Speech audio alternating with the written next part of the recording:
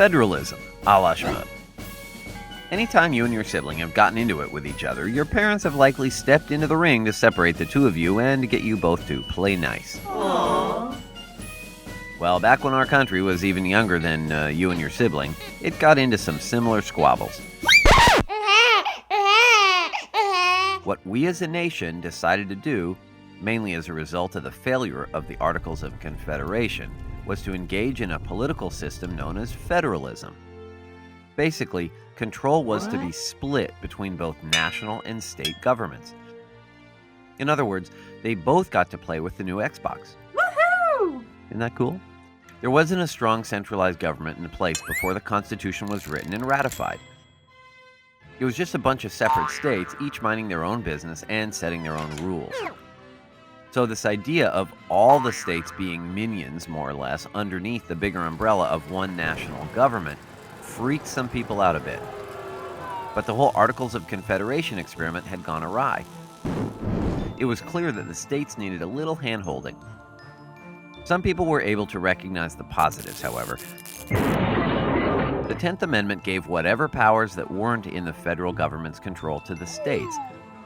So it wasn't like Big Brother was stepping in to rule over all with an iron fist. They were just trying to divvy things up a little more fairly. Would you like white or dark meat? It also provided a nice little compromise. No crazy King George III types would be in charge, You say that like it's a bad thing. but there would be no wussy, powerless government like there was under the Articles of Confederation either. Who you call a wuss? So in order to outline an argument for the ratification of the Constitution and for a strong central government, a few of our founding fathers, namely James Madison, John Jay, and Alexander Hamilton, created the Federalist Papers. Yeah, those.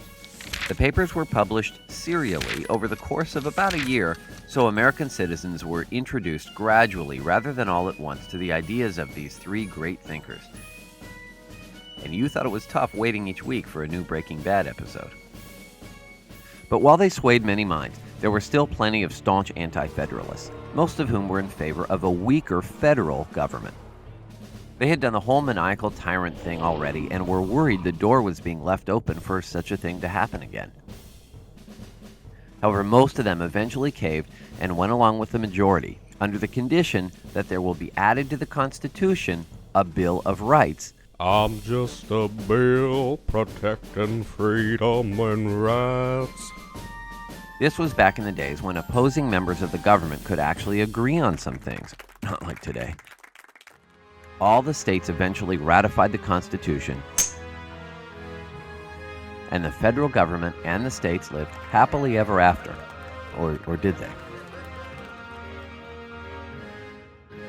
I'm just a bill